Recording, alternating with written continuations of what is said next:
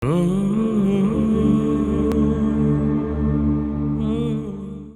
الله الرحمن الرحيم. القارعة. ما القارعة؟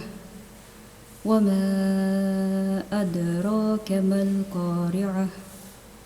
يوم يكون الناس كالفراش المبثوث وتكون الجبال كالعهن المنفوش.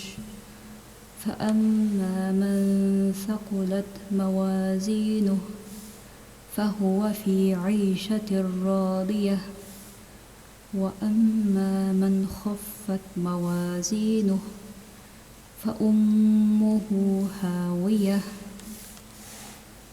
وما أدراك ما هي؟ نار حامية.